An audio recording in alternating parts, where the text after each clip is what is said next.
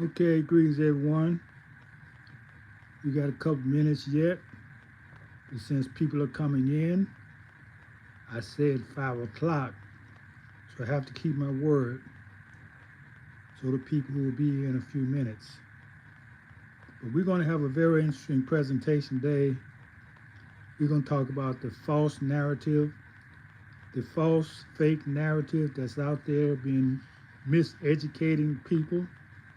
We're going to talk about all these false claims about millions of Africans being shipped here across the Atlantic Ocean in wooden boats over centuries to become the enforced labor of America.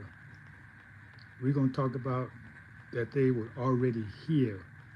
So instead of the status of slave, what about the status of prisoners of war? And these are things I didn't just come up with. This is my life story. I've been studying this since I was a teenager, questioning these fake narratives. So this is the core. They talk about the transatlantic slave, which did not exist. These are the mounds that's already here. Before we get started, I just want to show y'all some of these pictures. So y'all come early, y'all get a treat. Y'all get a treat because y'all came early. But we still got a minute to go before we officially start. These are some of the mounds. Now this is an old map showing you the free states and the so-called slave states. I think we'll start with that one.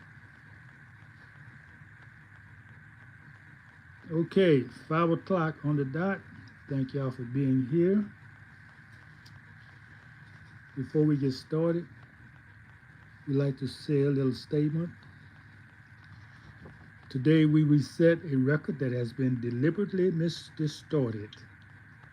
Today we reset a record that has been deliberately distorted. Millions were not shipped across the ocean. They were already here. The truth is not black slavery. The truth is indigenous dispossessions and white reclassifications. Let's walk through what really happened and why it matters today. Okay, this first slide,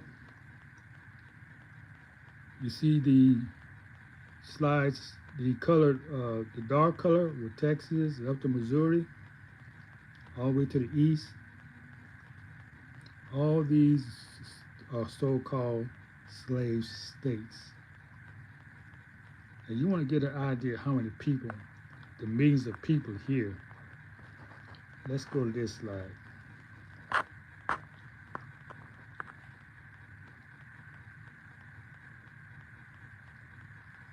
Now you telling me all these people came across on a ship, a boat? Come on, people, be real.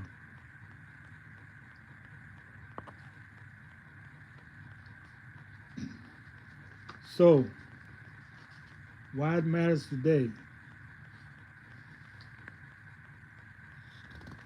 Because everybody's been miseducated with a fake, false narrative.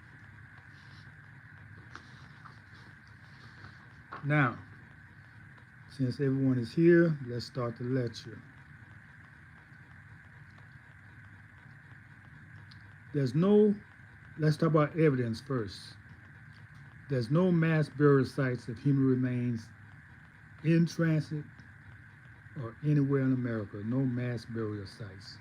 There's no underwater graveyards of alleged millions who died during the Middle Passage. No DNA evidence linking vast numbers of West African descendants to native populations in America. Even at major ports like Goree Island, you've heard of that.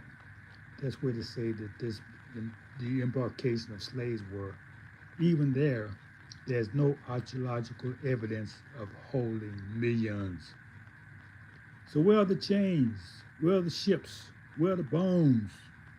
Where are the clothing? You know, these things don't just disappear into thin air. If you can keep a piece of paper like the Constitution and Declaration of Independence for hundreds of years. You tell me the ship is going to disappear? Yeah, it'd be in bad shape.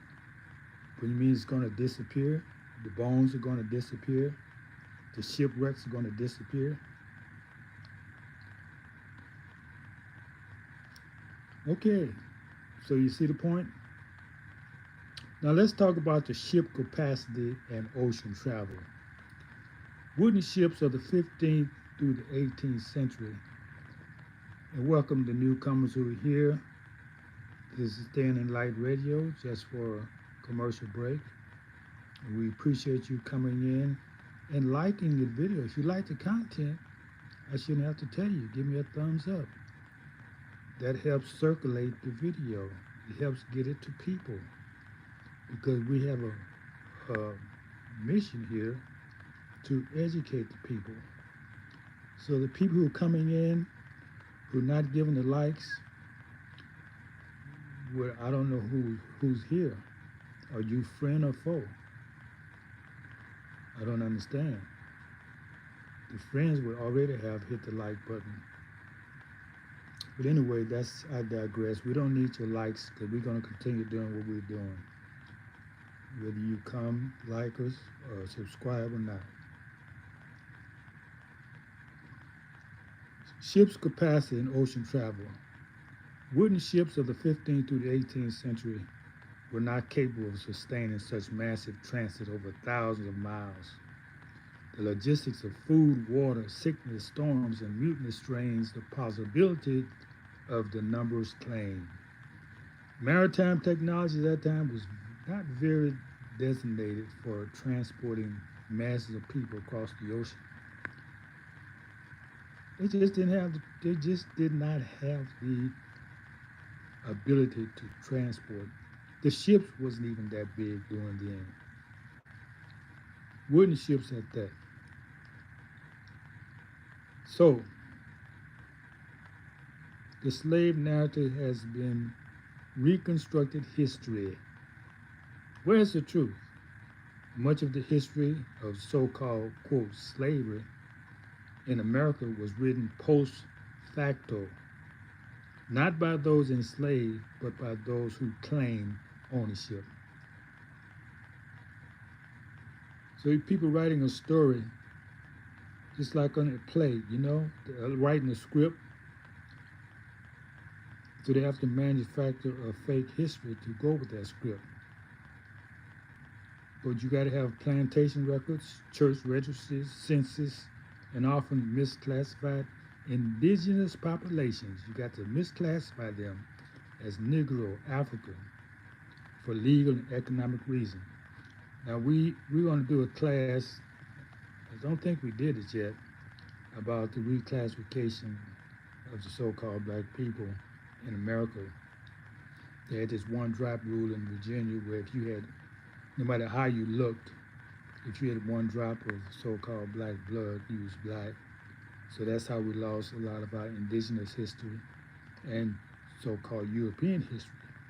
Because remember, the Moors came here many years ago from Europe after the 1492 when they lost the,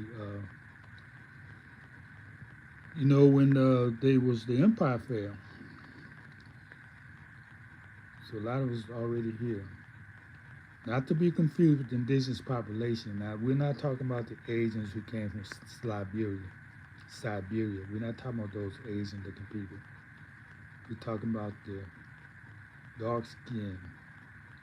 That's evidence of indigenous people. Whereas the pale skin is indication of people who are not indigenous to the land. In many parts of the Americas, especially in Southeast Mississippi, Alabama, Louisiana, and Florida, the so-called black belt population, they were indigenous.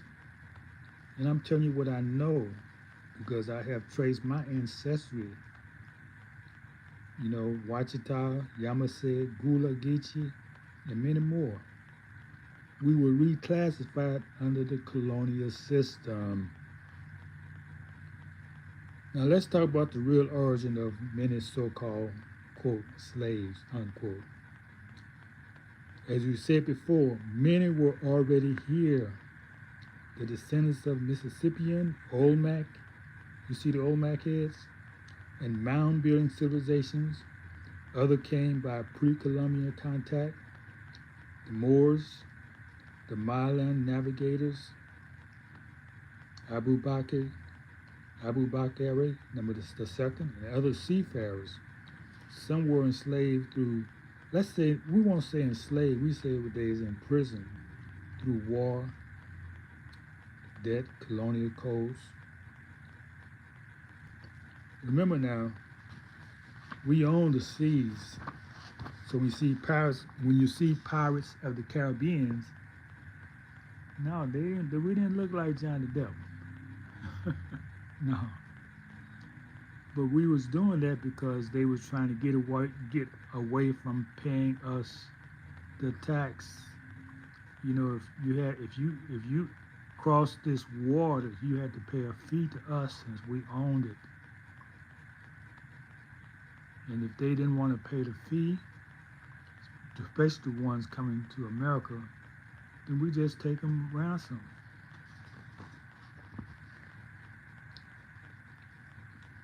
So the slaves, the real slaves, are the Slavic people. That's something they try to hide and don't want to talk about. They are the real enslaved people. So here's some research material you can do for yourself, because I don't say believe me or believe anybody. You ready? Give you a minute to get your paper and pencil, because you're going to be doing some research.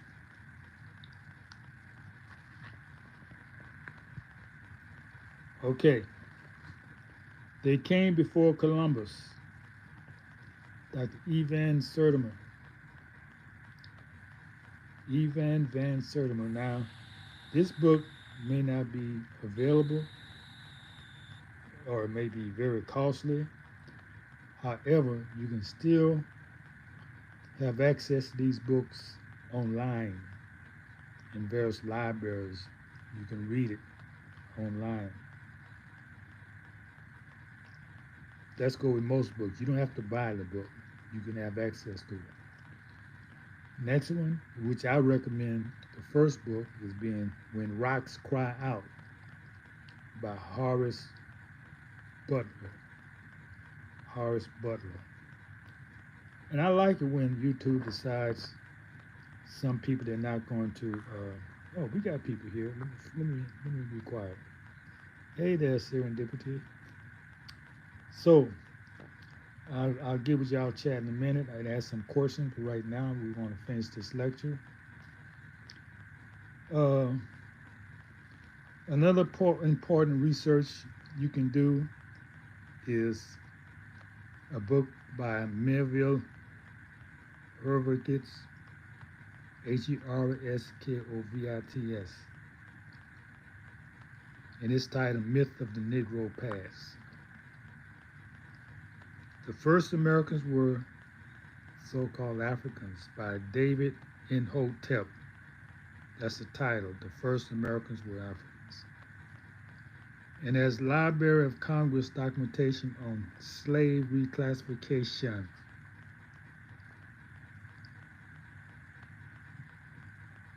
Where is it?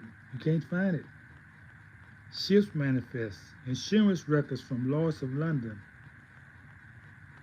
They have no record.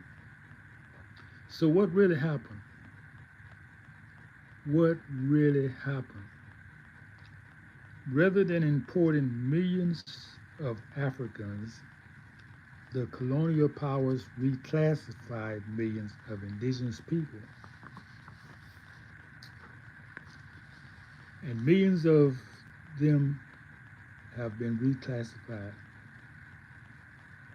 We've been taught that Africans were dragged from the Atlantic in wooden ships, but there's no proof. No mass graveyards, no Middle Passage casualties, no massive shipwrecks of those vehicles, no archaeological remains to support those logistics. What we do find is ancient pyramids in the Americas, burial burial mounds older than Egypt. Let me say that again. We find ancient pyramids in America, burial mounds older than Egypt. DNA and oral traditions tying the so-called black people to the land. And I say so-called because we didn't call ourselves black. That's a slave term. So, we are prisoners of war. The truth they buried. Let's use the correct legal term. Prisoners of war. Captured during active invasions, wars, raids, and colonizing missions. These indigenous people were shackled not for slavery, but for war resistance, held under military rule, transferred into labor camps, and reclassified in documents. They maintained their language, tribal laws, and memory of treaties. Until such point of time, they made them an offer they couldn't refuse. You accept Christianity or you die. So this was caused them to be stripped of their names, status, inheritance.